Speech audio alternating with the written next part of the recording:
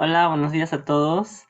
Hoy voy a exponerles un paper que en resumen es un modelo matemático para estimar prevalencia en malaria. eh, bueno, es un paper metodológico del Malaria Journal y digamos, de avances. Hay algunas partes matemáticas que voy a explicar, espero que quede en duda. En verdad es un paper que si es que tienen preguntas sobre esa parte, por favor háganmelas durante la exposición, porque es más o menos importante que se llegue a entender la parte metodológica y la parte matemática para entender los resultados. Igual al final también me pueden hacer preguntas, lo que sea, ¿no? Entonces, es un paper que ha salido este año y si pueden levantar la mano. Eh, Aunque yo no veo si levantan la mano, así que me avisarían, por favor. Tampoco no tengo problemas si es que quieren preguntar, me interrumpen o sea, hablen durante mientras expongo, no hay problema. Bueno, para la introducción, muy rápido, malaria sigue siendo un problema global, sobre todo en África y en América. Una de las características de las infecciones malarias es que la transmisión es heterogénea y por tanto se necesitan diferentes herramientas de vigilancia. Y una de las herramientas de vigilancia que se proponen es la serología, ¿no? Que es la medición de anticuerpos a diferentes antígenos. Y una de las principales características o de los valores que se obtienen de la serología es la seroprevalencia. Y la pregunta que es básicamente el key de todo ese artículo es cómo se determina la seroprevalencia, ¿no? Uno tiene un grupo de muestras y uno normalmente lo que hace es clasificar las muestras en seropositivas y seronegativas. El punto es cómo es que yo hago esa clasificación. Entonces, una de las formas matemáticas más comunes que se ha hecho en malaria es utilizar mixture distributions, mezcla de distribuciones. ¿Qué hace esto? Este modelamiento lo que hace es, de mi grupo, de todos los grupos de muestras, lo que hace es modelar dos distribuciones, que normalmente son distribuciones normales. Esas dos distribuciones normales van a corresponder al grupo de los seronegativos y al grupo de los seropositivos. Entonces, lo que hace el modelo es calcular los parámetros matemáticos de esas dos distribuciones. Y a partir de esta clasificación, a partir de este modelamiento, de este ajuste, lo que se hace es decidir un threshold. Y usualmente el threshold es la media y tres desviaciones estándar de el grupo de los ceros negativos. ¿Por qué este número? Esto es porque en una distribución normal, cuando uno hace un rango entre la media y tres desviaciones estándar, uno ve que ocupa casi el 100% de toda la distribución. Entonces, cuando uno decide este threshold de una media con tres desviaciones estándar, uno asume que a partir de este último número, todo lo demás ya no pertenece a este grupo, ya no pertenece al grupo de los seronegativos. Hay otras formas de determinar threshold. Hay algunos artículos que ponen dos desviaciones estándar, hay artículos que ponen más de tres desviaciones estándar. Finalmente, esto de determinar un threshold es subjetivo. El usar tres desviaciones estándar es lo más común. Pero este tipo de modelamiento tiene ciertas desventajas, sobre todo utilizar el threshold. Y la principal ventaja, como les había indicado, es que es subjetivo. Y en algunos casos, digamos, con algunos antígenos o con algunos grupos de muestras, es complicado determinar un solo threshold. Y en esos casos, muchas veces se clasifican en tres grupos: los seronegativos, los seropositivos y los indeterminados. Porque el threshold no da suficiente como para diferenciar, para estar seguro de que la muestra sea seronegativa o seropositiva. Y esto finalmente no conviene porque usualmente ya en los análisis posteriores que uno puede hacer a partir de acá, quita el grupo de los indeterminados. Eso es una de las desventajas. Y la otra desventaja es que se ha visto en los últimos años, es que la edad influye en la respuesta inmune de los individuos. ¿No? En ese artículo de 2008 midieron cómo es que es afectada la densidad parasitaria en las infecciones según la edad y la temperatura que obtienen los niños, y uno ve de que hay una disminución en ambos parámetros que finalmente se refleja en que efectivamente la edad está haciendo de que la inmunidad sea mayor mientras va aumentando la edad, ¿no? Y lo que pasa con este modelo es que asume de que cada edad tiene la misma respuesta inmune, tiene la misma media, que en este caso debería ser la media de la concentración de anticuerpos, la misma deviación estándar. Esto no es biológicamente correcto. Entonces, lo que hacen los autores es incluir esto, incluir el efecto de la edad dentro de este modelo, ¿no? Lo que quieren hacer estos autores es incluir un modelo para analizar data serológica, principalmente para determinar seroprevalencia, primero que dependa de la edad, que se considere el efecto de la edad en la respuesta inmune. Otro objetivo que quiero lograr es que la clasificación se hace en un threshold, porque el threshold finalmente es subjetivo. No hay una regla estándar para determinar un threshold. Y lo otro que quieren aprovechar en su modelo es hacer la incertidumbre de clasificación, y eso lo voy a explicar más adelante. Eso tiene que estar relacionado a que finalmente esto es un modelo probabilístico. La clasificación que obtiene el modelo es probabilístico y por tanto al momento de analizar esa clasificación en otros análisis se tiene que hacer una propagación de la incertidumbre. Entonces, acá viene la parte matemática, porque básicamente la metodología es explicar el modelo matemático. Lo que voy a explicar primero es el modelo simple, el modelo de mezcla de distribuciones. Es el modelo que no considera edad. Y como les había indicado, el modelo lo que hace es determinar dos distribuciones normales. Y cualquier distribución normal se caracteriza por dos parámetros matemáticos. La media y la desviación estándar. Entonces nosotros tenemos la media y la desviación, bueno, acá está la varianza, pues se eleva al cuadrado, la varianza de la distribución que corresponde a los seronegativos, y la media y la varianza de lo que corresponde a la distribución de los seropositivos, ¿no? Noten acá que la media del grupo de los seropositivos es la media de los seronegativos multiplicado por un factor que es mayor que 1.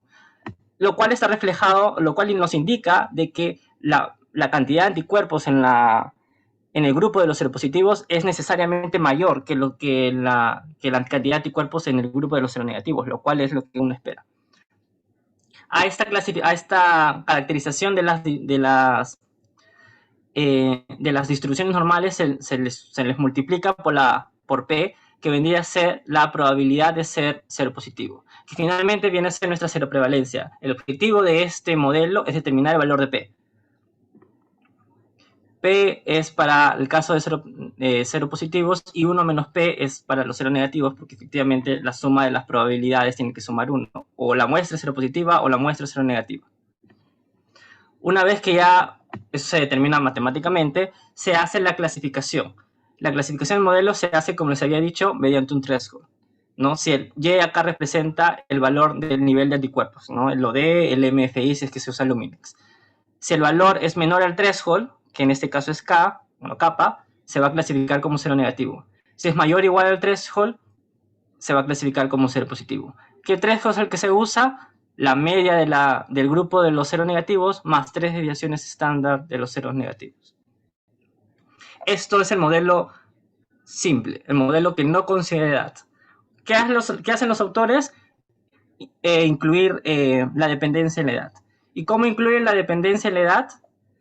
Hay dos parámetros en toda esta ecuación, en toda esta ecuación que incluyen la dependencia en la edad, que son la media y la probabilidad.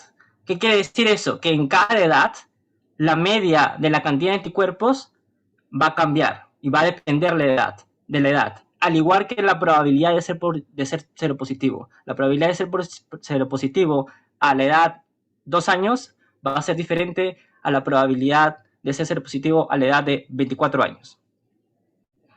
¿Sí? Entonces, es la misma ecuación, solamente que se le ha añadido la dependencia de la edad en la media y en la probabilidad de ser seropositivo.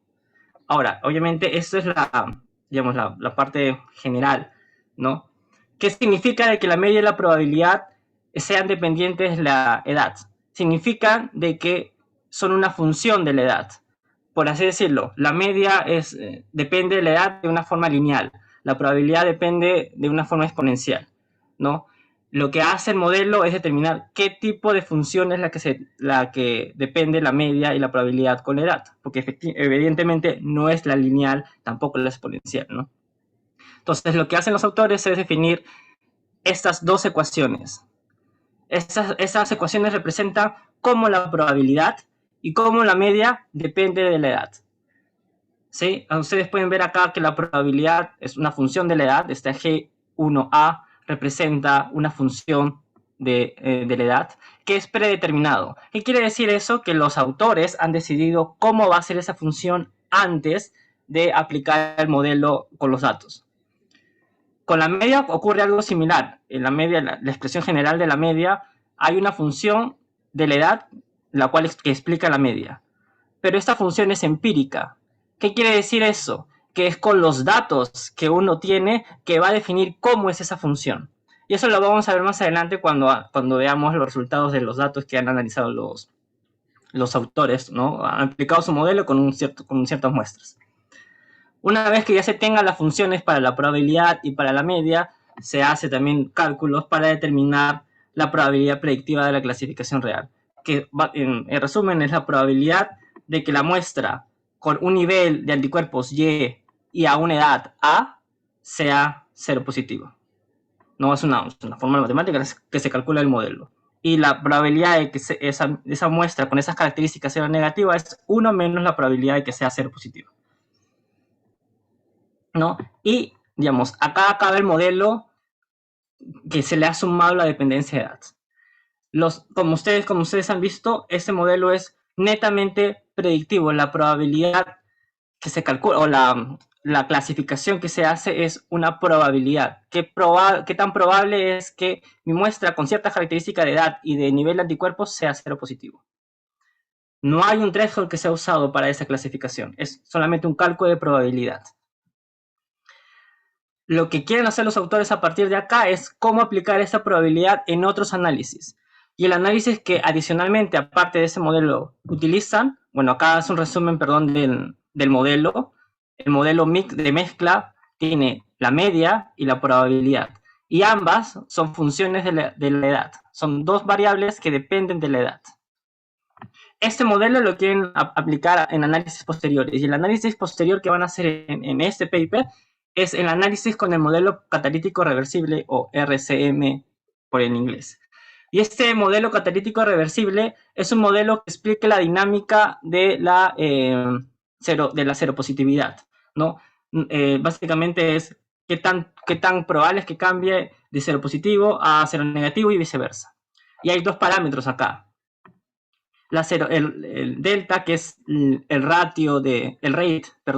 la velocidad, la tasa de seroconversión, y omega, que es la tasa de seroreversión, ¿no? De positivo o negativo. Ambos dependen de la edad. En el modelo más general, ¿no? Esto llevado a una expresión matemática es que P, que viene a ser la proporción de seropositivos respecto a la edad, es que tanto se convierten a seropositivos, y los que se convierten a seropositivos necesariamente son los seronegativos, y por eso acá está multiplicado por 1 menos P, y se le restan los que dejan de ser seropositivos, ¿no? Es W, que es lo que se regresan a seronegativos, multiplicado por la cantidad de seropositivos que acá vendría representado por P. Y esto, una vez que es una ecuación diferencial que cuando se resuelve, se obtiene esta fórmula, esta expresión. Esta expresión que básicamente nos dice cómo es que la proporción de seropositivos varía con la edad. Pero para calcular esta fórmula, los autores han simplificado esta ecuación asumiendo que las dos ratios sean constantes. ¿Qué quiere decir esto? Que la tasa de seroconversión y la tasa de seroreversión es constante a cualquier edad. Es la decisión que tomaron para simplificar la ecuación diferencial. ¿Cómo se determinan esas constantes? Pues finalmente se necesitan esas constantes para determinar la proporción.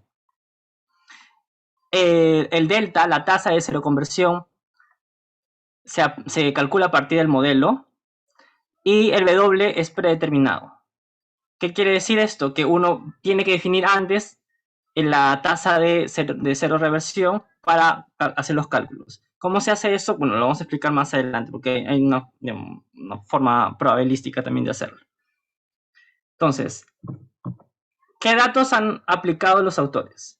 Han hecho un muestreo en el distrito de Rachunyo del Sur, al oeste de Kenia, y el estudio original era para ver efectos de intervenciones por host en esta zona.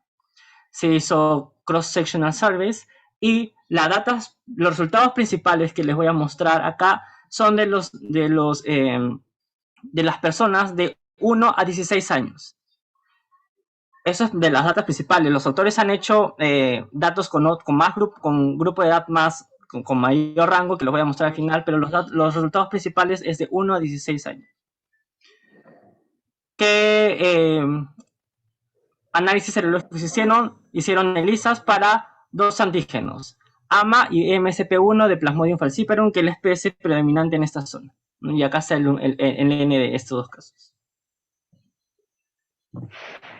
Ustedes pueden ver en esta gráfica cómo es, aunque no sé si acá, cómo es la distribución de las muestras, tanto por la edad y la densidad, el log de OD. La distribución de edad de las muestras para ambos antígenos es idéntica, básicamente, porque es la misma población, y lo que se puede ver acá claramente es que hay una diferencia en cómo es que se distribuyen los valores de anticuerpos, el valor de OD para ambos antígenos.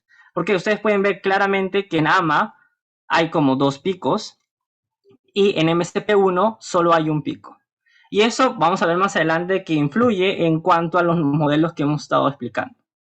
¿Qué tan fácil es que el modelo se ajuste cuando tiene 2 picos que cuando tiene un pico?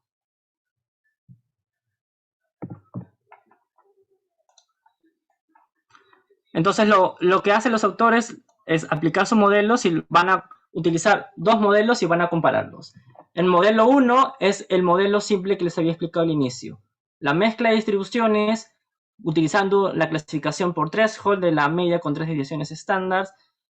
Yo determino las muestras que son seropositivas y seronegativas y a partir de ahí aplico esos datos para hacer el análisis de cero conversión, RCM. El modelo 2 es el modelo que ellos están proponiendo. El modelo que hace también mezcla distribuciones, pero incluye la dependencia de la edad y que no usa threshold. Y una vez que calculen las probabilidades que les había explicado, utilizan esas probabilidades para hacer el modelo de cero conversión. Entonces, lo que se les había explicado, porque eso es recordar cómo funcionan estos modelos, es que para el modelo de dependencia de edad hay 2 parámetros que se dependen de la edad: la media y la probabilidad. Antes de aplicar el modelo, se tiene que ver cómo es que esas 2 variables dependen de la edad. Habíamos visto de que la función por la cual depende la media es empírica. Y para hacer eso se ve cómo se distribuye el nivel de anticuerpos, el OD, respecto a la edad, para ambos antígenos. Y ustedes pueden ver que efectivamente el comportamiento del OD respecto a la edad es diferente para cada antígeno. Y eso se tiene que hacer antes, porque lo que nos quiere decir esto es que se tiene que determinar este modelo, esta dependencia de manera particular para cada antígeno. Para AMA1, ustedes pueden ver que la distribución sigue una línea recta con cierta pendiente hasta la edad 10, luego sigue otra línea recta con otra pendiente a partir de los 10 años. En cambio, en MSP1, toda la distribución sigue una línea recta de 1 a 16 años. Esto, matemáticamente hablando, se representa en estas ecuaciones. Esta es la ecuación de una línea recta elevado a la exponencial, porque recuerden que acá está el logaritmo de lo de que se le ha sacado. Y eso representa, digamos, la ecuación de 2 rectas que se siguen una detrás de otra. ¿Qué quiere decir esto? Que nuestro modelo va a tener que decirnos cuál es el valor de B0, cuál es el valor de B1, cuál es el valor de B2 para AMA1 y B0 y B1 para MSP1. Eso es lo que nos va a tener que calcular el modelo. Y a partir de esos datos se puede calcular la media a partir de esas expresiones matemáticas. Eso es lo que hace el modelo de dependencia de edad. El modelo sin dependencia de edad, el modelo simple, solamente es calcular B0. En el modelo sin dependencia de edad, B1 y B2 es iguales a 0, porque no hay dependencia de la edad. A acá representa la edad. Entonces, en el modelo simple, esto se va y esto se va. Y la media es una constante, que es lo que asume el modelo, que la media no depende de la edad, es constante para todas las edades. Entonces, recapitulando, para M2 tenemos que calcular B0, B1 y B2. Pero para M1 solo se calcula B0. Es el único parámetro que explica la media. Para la probabilidad, como les había dicho, son los autores o los investigadores los que deciden hacer qué tipo de dependencia se hace. Y los autores decidieron hacer que esta función sea una función lineal. Y a partir de que esto sea una función lineal y resolviendo esta ecuación, se tiene la expresión de cómo es que la probabilidad depende de la edad con esta fórmula. Entonces, Luis, otra vez. Luis, ¿sí? ¿y cómo tomas esa decisión del tipo de dependencia? O sea, ¿en función a qué haría el PI o la persona, el investigador, esa decisión? La decisión depende mucho de qué tan fácil para ti es llevar la matemática. Y una de las limitaciones o una de las críticas que le hago al artículo es que simplifica mucho las matemáticas. Los autores decidieron decidir que la función acá sea lineal para la probabilidad porque es la forma más fácil. La función lineal es la más fácil para explicar. Ellos indican de que puede utilizar la función polinómica, otro tipo de funciones, pero es básicamente una función es una decisión de practicidad en este caso. Es complicado tener una función predeterminada a menos que uno tenga datos anteriores. Porque la única forma de saber cómo es que la probabilidad varía con la edad es teniendo algo similar a esto. Pero sin datos anteriores no se puede hacer. Si uno tiene datos anteriores de tu muestra, uno puede hacer, gráficos o cálculos parecidos para ver cómo es que varía la probabilidad respecto a la edad. Si uno no tiene datos anteriores, lo más práctico es asumir simplicidad y trabajar con ese modelo que es donde esta función es lineal y luego la expresión sea esta. Entonces, eso es lo complicado de utilizar modelos matemáticos. Muchas veces es como no tienes herramientas y, claro, mientras más complejo haces la matemática, puede ser más compleja el modelo y eso demora en el momento de hacer los cálculos y a veces uno elige la simplicidad. Luis, Sí. sí, pero si tú ves en la diapositiva anterior, tú tienes dos funciones ahí. Tienes una función lineal y tienes una exponencial. Entonces ahí tú tienes dos funciones. Por ejemplo, no tengo dos funciones. ¿sí? No es exponencial, Robertson. Es dos rectas. Es una recta a 10 años y otra recta a 10 años, que parece una exponencial, pero sí. Pero continúa. Es una función. Sí, es una función.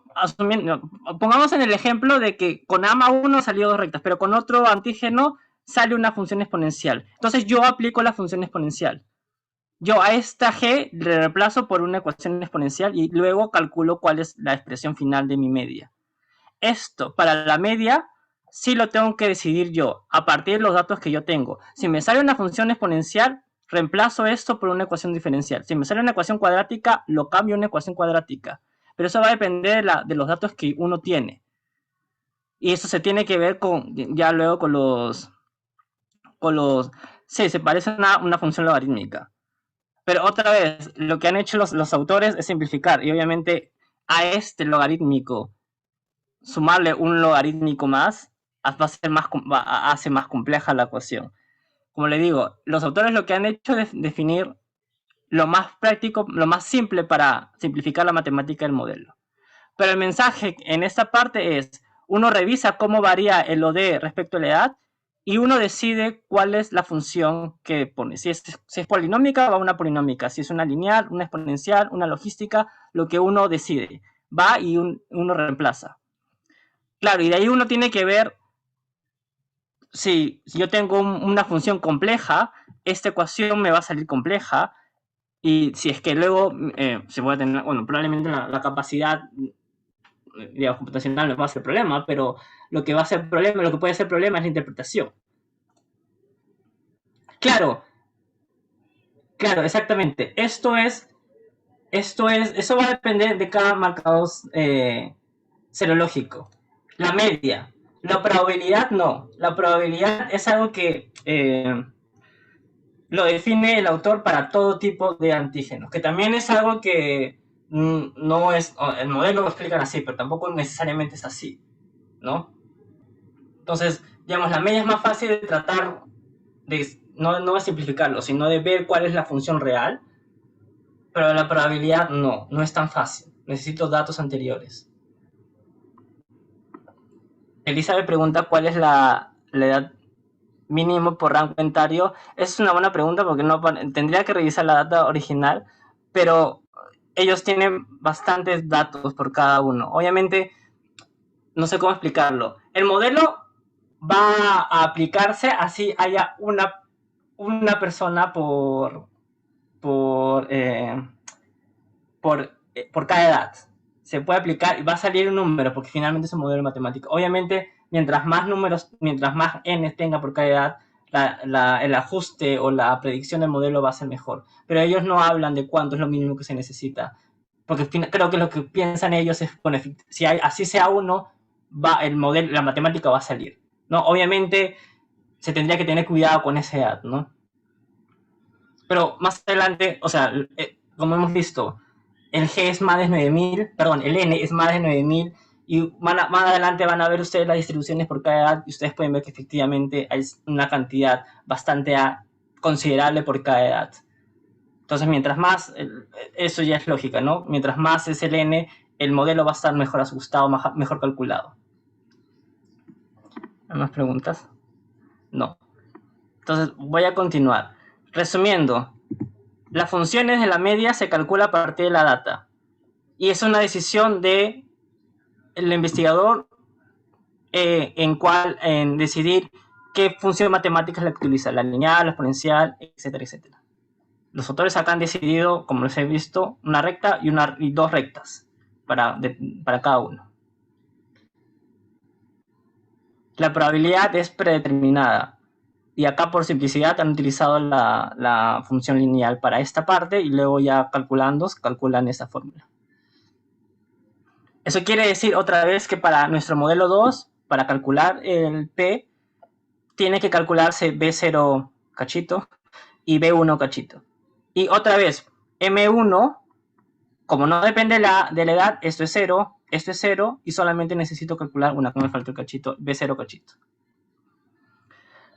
Finalmente, una modificación adicional que hacen al modelo, que en verdad no le he puesto la matemática porque no simple, pero sí es bueno que lo sepa, no hace muchos cambios, pero sí es bueno que sepan que lo han considerado, es que ellos consideran que las distribuciones de los anticuerpos en función a la edad van a ser truncadas, no van a ser completamente normales. Una distribución normal logística es la campana de gas que ustedes conocen. Una distribución truncada es lo que ustedes ven acá, es truncada, es como si lo hubieran cortado a la distribución normal en ciertas partes. Eso es lo que ustedes van a ver más adelante es que efectivamente hay ciertas edades donde la distribución es truncada. Y al hacer la distribución truncada, pues hay ciertos cambios en la fórmula matemática, pero que no cambian, digamos, la esencia de esto, que es lo principal, ¿no? Que es determinar cómo la media varía con la edad, cómo la probabilidad varía con la edad. Luego está lo del RCM, que es lo de la seroconversión. Y les había dicho que habían dos valores, la tasa de seroconversión y la tasa de seroreversión. Que la tasa de seroreversión es omega. Y les había dicho que la tasa de seroreversión se tiene que calcular antes, es predeterminado. Y el valor, bueno, voy a poner acá porque acá es evidente, que ese valor de cero reversión es dependiente del antígeno. ¿Cómo se calcula esto antes de? Por probabilidades también. Lo que se hace es tener se prueba, por así decirlo, varios valores de omega que van de 0.01 a 1 y se hace simulaciones. Para cada uno de estos valores de omega se hacen varias simulaciones, como 10.000 simulaciones, y luego se calcula la probabilidad de que ese valor de omega sea el correcto. Y finalmente se decide por el valor de omega que tenga la mayor probabilidad. Y ustedes pueden ver acá que tanto para el modelo M1 como para el modelo M2, el valor de omega más probable para AMA1 es el menor, que es 0.01, mientras que para MSP1 es de 1. Entonces esos son los valores que se van a utilizar para cada uno de los antígenos. Otra vez, eso es una decisión probabilística. No hay una decisión... esto no se calcula a partir de datos geológicos, eso es una simulación. Es una simulación de probabilidades, lo cual también es como, digamos, un ajuste al modelo. Entonces, en resumen, por así decirlo, ya tenemos todo listo para aplicar los modelos. Recordemos que el modelo M1 es el modelo simple con threshold y que luego se va a aplicar el RCM. Y el modelo 2 es el modelo donde depende la edad y luego también se va a aplicar el RCM. ¿Qué es lo que mi modelo tiene que estimar? ¿Qué es lo que yo tengo que buscar? Ya hemos hablado. Se tiene que determinar B0, B1, B2 para M2. Estos tres parámetros están relacionados a la media, las variaciones, perdón, la varianza, las distribuciones estándar de nuestras distribuciones, que finalmente son distribuciones normales. B0 y B1 cachitos, que es los parámetros que explican la probabilidad. Y delta, que es la tasa de cero conversión, que es con el modelo RCM.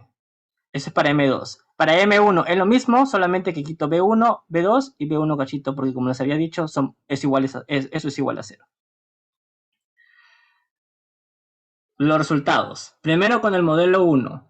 Y el modelo 1 es, digamos, la interpretación del modelo 1 es fácil. Lo que hace el modelo 1 es determinar cuáles son las dos distribuciones normales que me explican, que me ajusta todas las variantes, la distribución de los ODS, ¿no?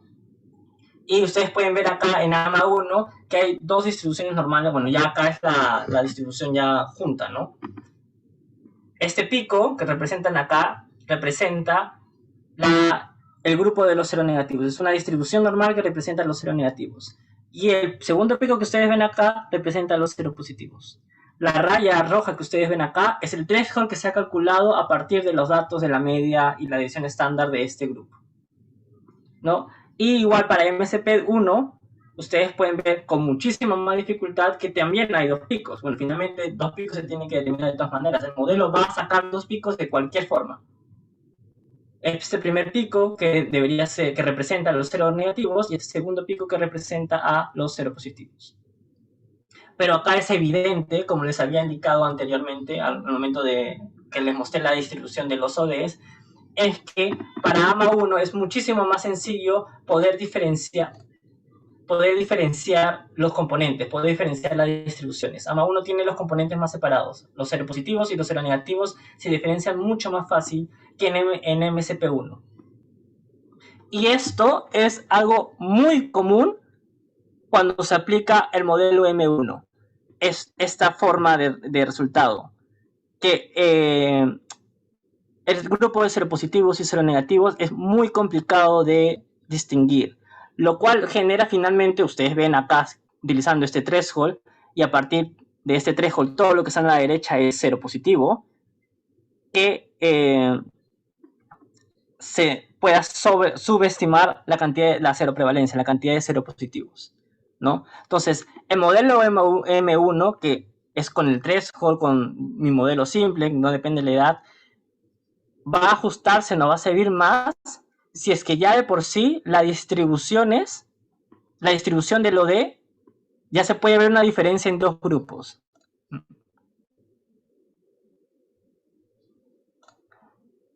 Ya, eso es algo que el modelo tal cual está en la matemática que se ha puesto no tiene intermedios. Uno puede como cambiar el modelo matemático de M1 para que uno ponga intermedios, pero tal cual como les he explicado es o es cero positivo o es cero negativo. Uno puede cambiar la matemática, los autores no han hecho lo de la matemática para calcular el grupo de intermedios. Pero ¿qué pasa con el grupo de intermedios? Lo que se hace normalmente es que en los casos, normalmente, donde estas distribuciones no se diferencian tan fácil, se tiene que poner un grupo de intermedios. Y, y otra vez, ahí el threshold es subjetivo. Quizás el threshold es utilizar dos divisiones estándar, una división estándar. Eso depende mucho de lo que decidan los investigadores. Pero finalmente, el determinar qué muestras son intermedias se hace a partir de threshold con el modelo 1 necesariamente, y por tanto eso depende de la subjetividad de qué threshold utiliza. Finalmente, el threshold que utilizan es básicamente media más una cantidad de divisiones estándar. ¿Cuánto es la cantidad de divisiones estándar que utilizan? Eso va a depender mucho de lo que decían los investigadores. Y finalmente los investigadores se guían básicamente de cómo ven la distribución, ¿no? Probablemente el grupo intermedio sería en este grupo, que es ya terminando los seronegativos y comenzando los seropositivos, ¿no? Entonces, a partir de ahí ven cuáles son la cantidad de divisiones estándar que uno tiene que decidir. Entonces, resumiendo, el modelo 1 para AMA1 se ajusta mejor para este antígeno, no tanto para MSP1. Pero igual hay cálculos, igual se calcula, porque finalmente es matemática, ¿no? Siempre va a haber un resultado. Veamos cómo es los resultados del modelo 2 para AMA1. Y bueno, como les había dicho, el modelo de M2 considera la edad. ¿Qué quiere decir esto? Que para cada edad hay una distribución. La distribución de cómo es el nivel de anticuerpos es diferente. Y acá es evidente. Para la edad 1, ustedes ven que es casi básicamente es una distribución normal casi perfecta. Mientras que para la edad 16 es una distribución normal hacia la derecha y truncada, ¿no? Y ustedes pueden ver efectivamente de que hay un cambio en la distribución, en cómo se distribuye el OD en cada edad. ¿Qué es lo que finalmente era la lógica del modelo? Los modelos nos dicen que en cada edad la distribución es distinta y por tanto no puedo asumir que sea solo una distribución para todos los datos. No, el modelo 1 lo que nos dice, la distribución siempre es así. Son dos picos o dos grupos para todas las edades. Entonces, por eso yo puedo juntar todas las muestras. El modelo 2 me dice, no, tú tienes que separar por los grupos por cada edad, porque en cada edad la distribución es distinta. ¿Qué es lo que finalmente, y bueno, lo que hace el modelo es determinar cómo es la distribución en cada edad, que es lo que ustedes pueden ver acá. Ustedes pueden ver acá también que no en todas las edades es fácil diferenciar dos grupos. La diferenciación de dos grupos, de los seropositivos, de los seronegativos, o sea, de dos picos, comienza a partir de los 6 años y termina más o menos a los 10 años. De 6 a 10 años hay una distribución hay una cierta facilidad para distinguir dos grupos. Antes de eso, si después de eso, la diferenciación es mucho más compleja. Que biológicamente nos quiere decir es que antes de los 6 años solamente hay un grupo serológico. ¿Qué grupo serológico vendría a ser? Los seronegativos. A partir de los 10 años hay un cambio de seronegativo que van pasando a los seropositivos, y a partir de cierta edad, que ya es más evidente a los 13 años, solo hay un grupo. La distribución de los anticuerpos van hacia solo un grupo, que vendría a ser los seropositivos. Pero acá lo importante finalmente es que yo puedo determinar por cada edad, digamos, de una manera más exacta, cuál es la clasificación, si es seropositivo o seronegativa. Le hice una pregunta. Sí. ¿Por qué tratar la edad como una variable? O sea, ahí pareciera que sería más como Sí, lo tratan como una variable discreta. No sé por qué. O sea, yo creo que es por simplicidad. Yo soy consciente. Acá han tratado la edad como una variable discreta. Eso no es real biológicamente. ¿No? Eso yo iba a explicar más adelante como limitación. No, eso no lo explican, pero lo que yo asumo es que es mucho más complejo o sea, no sé cómo explicarlo. Si uno reemplaza A por 1.5, te va a salir una distribución, ¿no? O sea, no es que solamente se hayan concentrado en 1, 2, 3. Acá están juntando a edad 1 a todos los que estén en edad 1. Pero el modelo, porque finalmente es matemática, uno puede reemplazarlo por 1.5, que es 1.5 años, y te va a salir una distribución. Lo que no ha podido hacer el modelo es tener, o gráficamente no se puede ver, que en verdad es complejo, es ver cómo es la distribución dependiendo de la edad, ¿no? Uno desearía ver una gráfica donde uno puede ver cómo cambia la distribución, en una sola gráfica, cómo cambia la distribución conforme avanza la edad. Eso no ha podido ser el modelo. Y acá, por simplicidad, ha mostrado cómo es para cada uno. Y al momento, para cada edad, ¿no? 1, 2, de forma discreta. Y lo que acá hace es necesariamente juntar los individuos o clasificarlos como edad 1, o edad 2, o edad 3, y así sucesivamente. Que eso no es cierto biológicamente.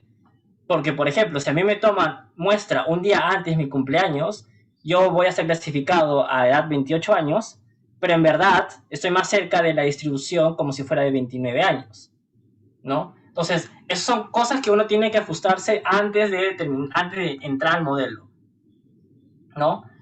El resumen es, ellos han tratado la edad de variable discreta para simplicidad en cuanto a los gráficos. ¿Tiene limitaciones? Sí, efectivamente.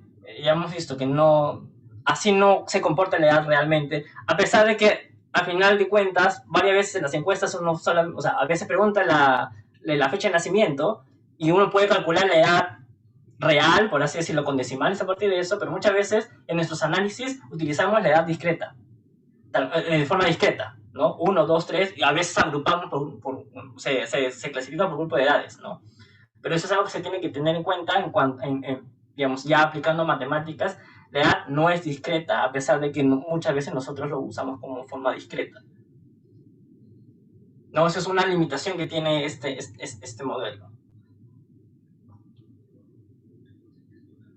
Resumiendo, antes de explicar los resultados para el otro antígeno, lo que puede haber acá es, digamos, lo que querían hacer ellos, es mostrar que la distribución del OD, del nivel de anticuerpos, es diferente para cada edad. Y el modelo lo que hace es calcular cómo es esa distribución para cada edad. Y a partir de ahí hacer el cálculo de qué tan probable es que la muestra sea positivo o negativo. Ese threshold que ustedes ven acá no es un threshold que calcula el modelo, porque otra vez este modelo no calcula threshold, pero es el threshold que hubiera salido si es que yo hubiera utilizado el threshold de la media con 3 desviaciones estándar, ¿no? Y ustedes pueden ver ahí cómo cambia el threshold en cuanto a la edad. ¿Qué nos quiere decir esto? De que acá ese threshold, que es solo 1 para todas las edades, al final no es así realmente. Con ese modelo ustedes pueden ver que el threshold es diferente para cada edad. Entonces, eso es como nos hace como cuestionar. Entonces, no es que uno pueda aplicar el modelo simple así alegremente, ¿no? Siempre, o se puede aplicar teniendo en cuenta las limitaciones.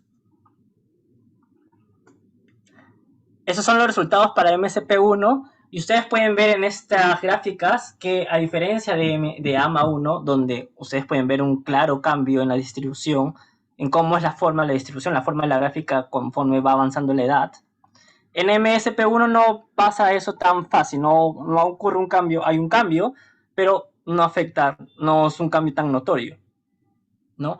¿Qué quiere decir eso? Que finalmente también la dependencia de la edad, como la distribución de los anticuerpos, como esa distribución depende de la edad, también va a depender del antígeno. En este caso, la dependencia es, por así decirlo, más tardía, ¿no? Uno puede ver básicamente que en casi todos hay un pico principal que corresponde a los seronegativos, y que a partir recién de las últimas edades que se han analizado es que se comienza a ver un segundo pico. Pero recordemos también acá de que MSP1 es ya de por sí, vamos a poner la gráfica original, es una distribución donde no hay un solo pico, se ve solamente una moda, un pico, ya juntando todas las distribuciones. lo cual eso también se refleja en el modelo, ¿no? O sea, va a ser complicado que el modelo saque dos grupos si es que ya de por sí la muestra no da para sacar dos grupos, ¿no?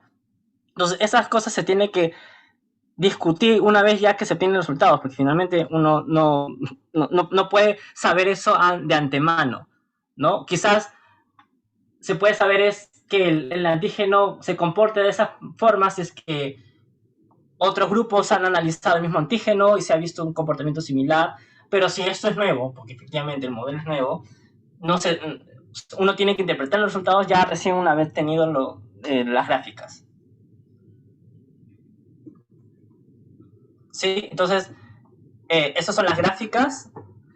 Como les había dicho, el modelo calcula los parámetros matemáticos y a partir de esos datos matemáticos se calcula todos los parámetros que hemos estado explicando.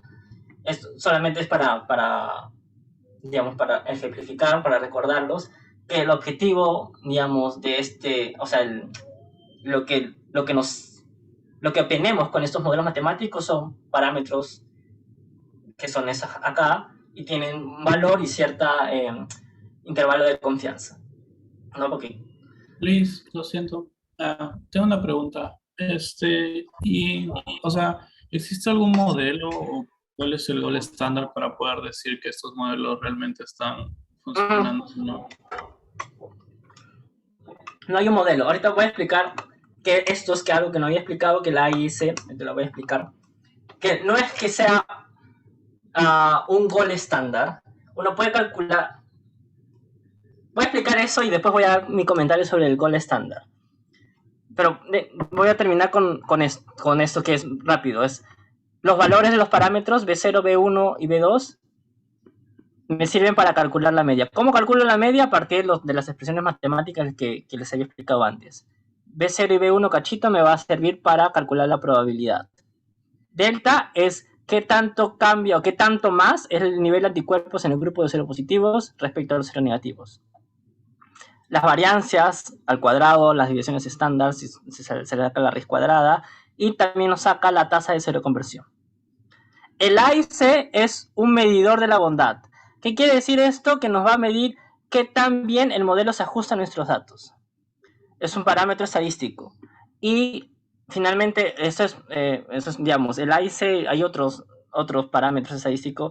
Lo que hace es comparar, uno aplica varios modelos estadísticos que hacen cambios en variables, en las funciones, y finalmente para ver cuál es el que se ajusta mejor se utiliza un parámetro estadístico que en este caso es el AIC. Y en el caso del AIC, mientras menor es el valor, nos indica que es mejor el ajuste, que es más bondadoso, por así decirlo, el modelo. Y en este caso lo que nos dice el valor de AIC es que el modelo 2, que es dependiente, el que utiliza la dependencia de la edad, se ajusta mejor a los datos que el modelo 1, que es el modelo simple, que utiliza un threshold.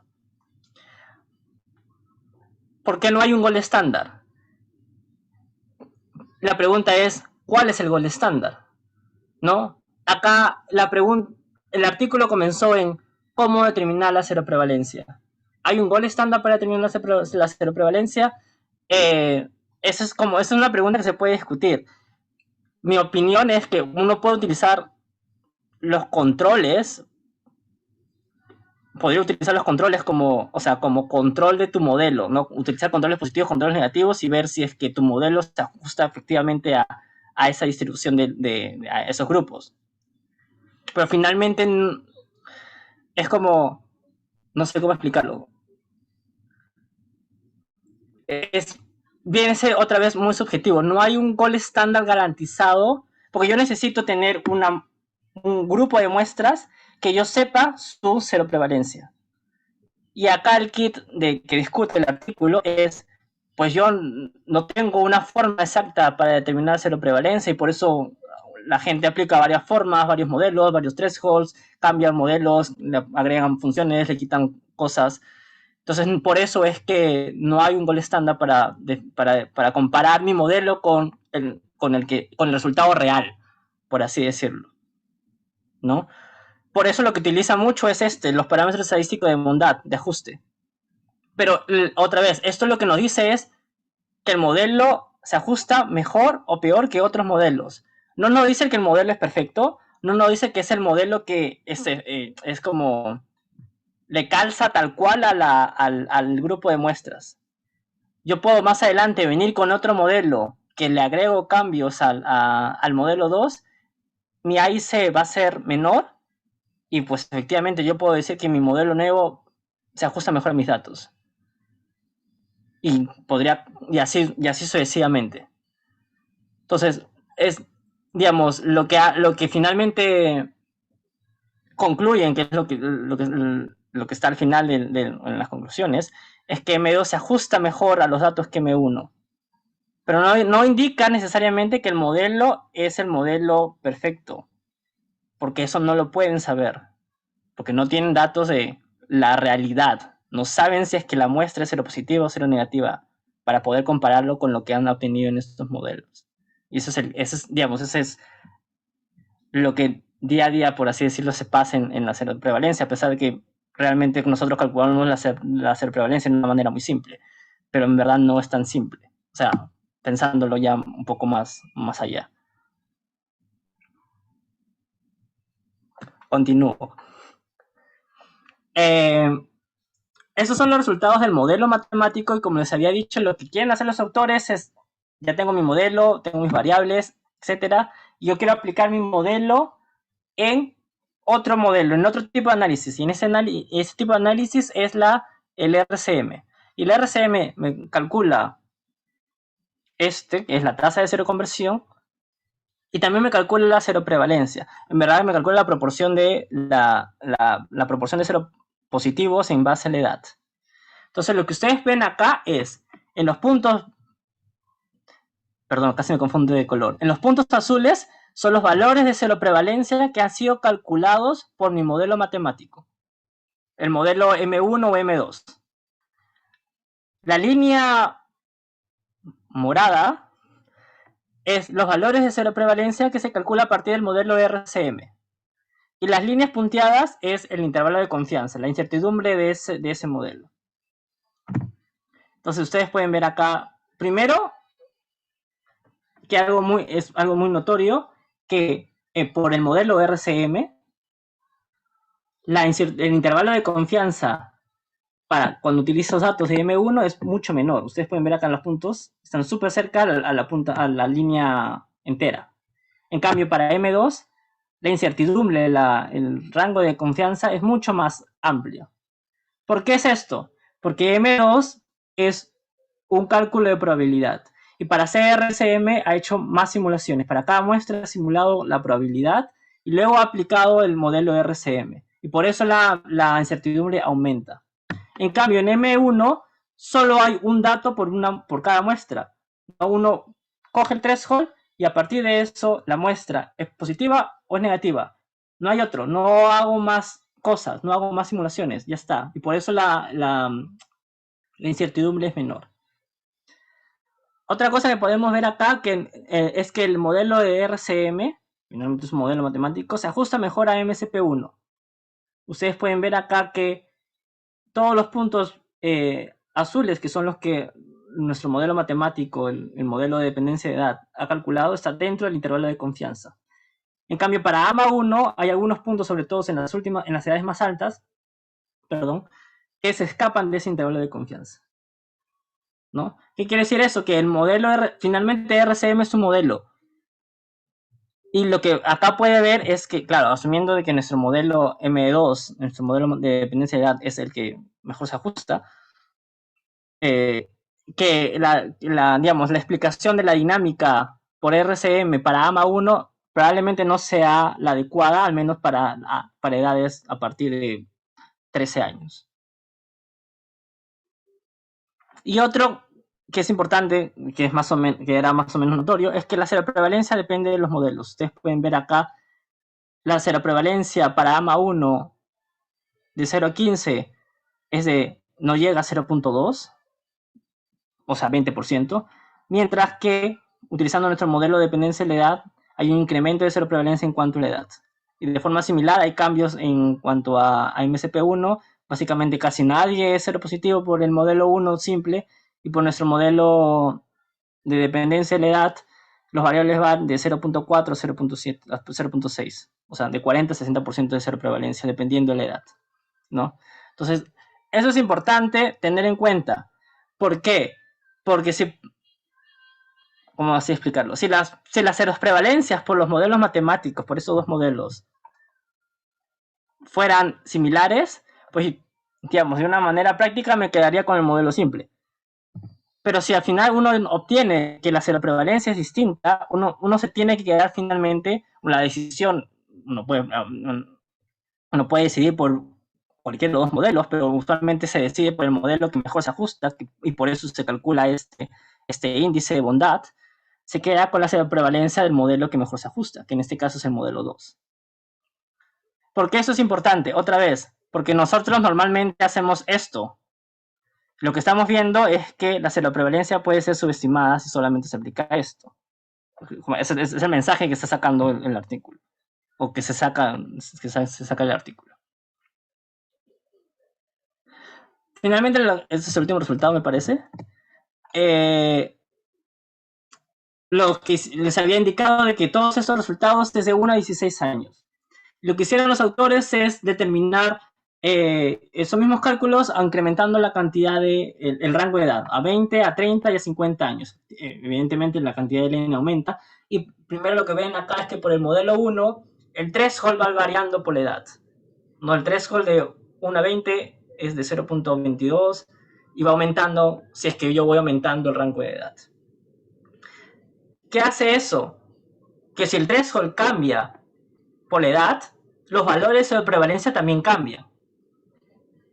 Pero ¿qué decía el modelo? Que eso no debería cambiar, porque eso no depende de la edad. El modelo 1 nos dice eso no depende de la edad. Solamente depende, bueno, la media es constante.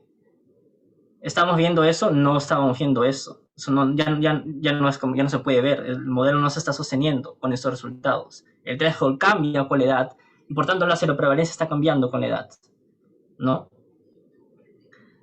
Evidentemente no han puesto todos los gráficos de las distribuciones por edad porque finalmente sería un montón de cuadros. Lo que hicieron es poner un resultado similar a esto, los resultados de seroprevalencia por edad. Y digamos, el resultado principal, lo que se ve mejor acá, es que el modelo M2, que depende de edad, es más consistente al calcular la seroprevalencia. ¿Qué quiere decir? Que las seroprevalencias, utilizando el rango de hasta 20, hasta 30 y hasta 50, son más similares que si yo hago estos valores, si yo calculo las seroprevalencias utilizando el modelo M1, que es lo que estamos discutiendo últimamente, al último, ¿no? Que el modelo M1, que uno esperaría de que el threshold no varía y por tanto varía la seroprevalencia. En cambio, la seroprevalencia utilizando el modelo matemático no cambia mucho. Entonces la discusión, bueno, lo primero que se discute es si es que han logrado su modelo y efectivamente han logrado un modelo matemático que no usa threshold, que incorpora la edad y que aplica la incertidumbre, que es en RCM y se puede utilizar otros modelos. La probabilidad que uno calcula al momento al terminar el modelo matemático M2 se puede utilizar en otros tipos de modelos para explicar otras dinámicas. Sobre la dependencia de la edad, lo que se discute, y lo hemos estado hablando también, es el tipo de antígeno. El tipo de antígeno va a determinar cómo es que varían las distribuciones con la edad. Eso no se puede predecir antes. Nos va a determinar cómo es que varía la media, y eso es empírico. Yo me imagino incluso que también puede variar por región. Quizás en algunas regiones la respuesta inmune ya sea más... O sea, no es que sea... El nivel de la respuesta inmune sea diferente a otras regiones. Y que efectivamente hay diferentes resultados con diferentes grupos de edad. Sobre todo con el modelo 1, ¿no? Con la dependencia, o sea, en el modelo 1 puede ver que acá los resultados cambian. Cuando uno incorpora la dependencia de la edad, estos resultados varían por el grupo de edad ya no es tanto.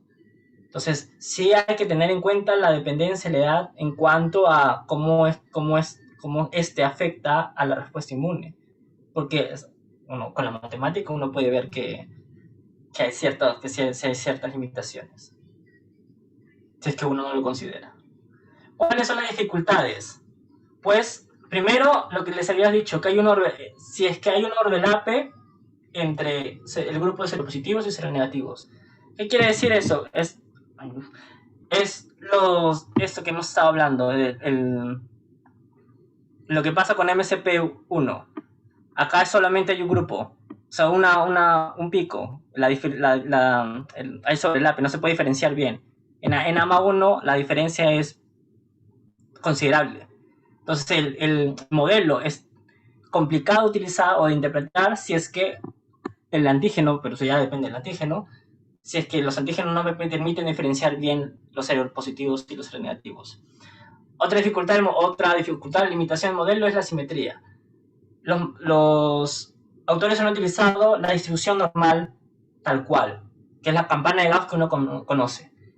Hay otras variaciones a la distribución normal, que es la distribución normal asimétrica. Ustedes pueden ver acá la campana de Gauss normal. La asimétrica es que la media ya no está al medio, sino está hacia un lado, es asimétrica.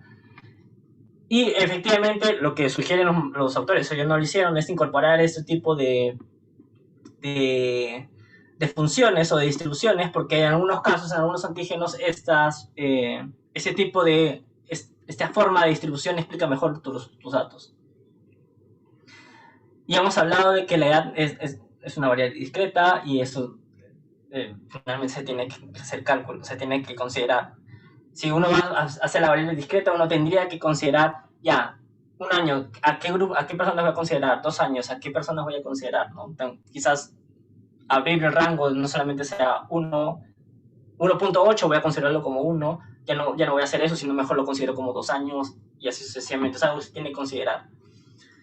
El modelo de seroconversión es recontra simplificado. Bueno, en verdad todo el modelo lo han simplificado. Obviamente no lo han hecho, lo que sugieren es que se pueda utilizar estos modelos a una forma más compleja. Y bueno, lo que puede dificultarse es lo que estábamos hablando al inicio, el ajuste de la media, que la media es empírica, ¿no? Puede ser en algunos casos que uno hace la gráfica de la media respecto a la edad y uno no encuentra una función matemática simple o muy reconocible. Entonces, va a depender mucho de qué tan fácil sea encontrar esta regresión para que mi modelo pueda continuar, ¿no? Porque si no tengo esta expresión matemática, no puedo decirle al modelo o a la máquina que me calcule, no va a saber qué parámetros calcular. Entonces, para concluir, el modelo M2, que es el modelo que proponen los autores, es libre de threshold, depende de la edad, puede utilizarse para otros modelos. El modelo M2 es más robusto que M1. El M1 es el que tiene threshold, y que el threshold es media con 3 divisiones estándar.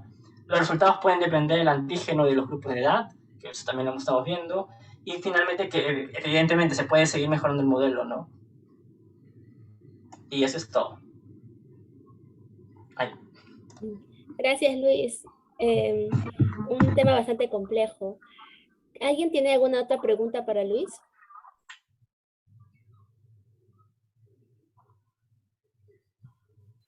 Luis, una consulta. Bueno, dale, Vero.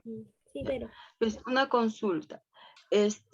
Para que tú valides el modelo, acá entra el caso de, por ejemplo, este término, ¿cómo se llama? Es que tú todo este sistema también lo uses en otra población o en otros tiempos, es a nivel de línea de tiempo y todo. El término no es réplica, ¿reproducibilidad? No, tampoco, creo que es otro el término. O sea, como para que digas que ese modelo realmente, bueno, y también porque hay muchos aspectos o factores externos que pueden, ¿no? En cada lugar influenciar. Sí creo que sí es reproducible, algo así, ¿no? También ven lo que es tiempo y población. Y espacio, claro, y lugar. Sí, pero algo que es importante que me gustaría que quede claro es que los autores no buscan que el modelo, que usemos el modelo, pero la lógica detrás del modelo, no las funciones matemáticas exactas del modelo.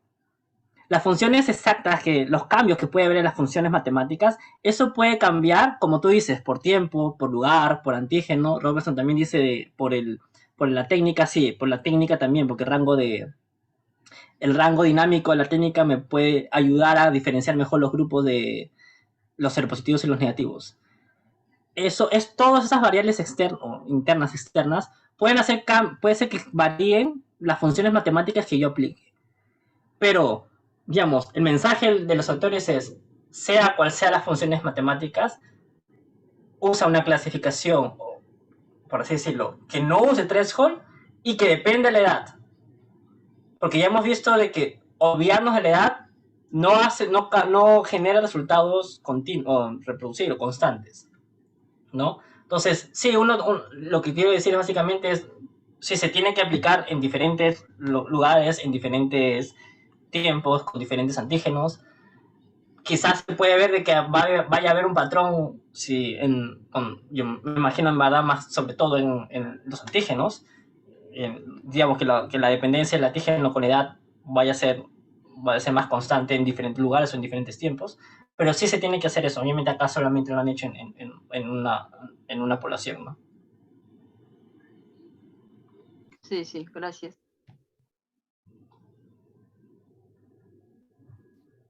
Bien, ¿alguien más? Estefano creo que va. ¿Estefano? Sí, y una pregunta, sé que tú en tu texto estás viendo, vas a ver sobre prevalencia. ¿Ese es un enfoque que vas a utilizar y si vas a considerar otras variables para tu modelo, no solo la edad? Voy a explicarlo. ¿Qué es lo que yo he hecho o no en mi tesis? Sobre todo en el IBQ. En el IBQ lo que hice es aplicar el modelo M1, pero no considerando solo la distribución normal. Consideré también la distribución asimétrica y la distribución T estándar. T-student, perdón. La distribución de T. Pero yo apliqué el threshold. El threshold ese que les había dicho, la media con 3 desviaciones estándar, porque también en 2 meses y mi entendimiento de matemática tampoco es tan amplio. Digamos, leyendo para discutir mis análisis, mis resultados, pues salió el artículo y lo leí y dije, no es tan fácil. Bueno, efectivamente yo sabía que evidentemente hacer el threshold con las 3 desviaciones estándar no es lo más aplicado, pero digamos, era la forma simple que yo tenía.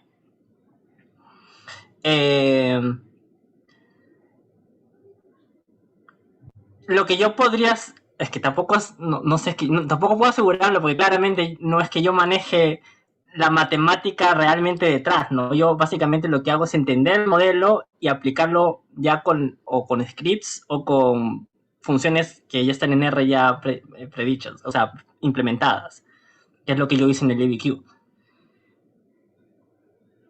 A mí se me ocurriría que, digamos, hasta cierta posibilidad de la capacidad que podría tener es aplicar esta asimetría en el modelo de dependencia de edad.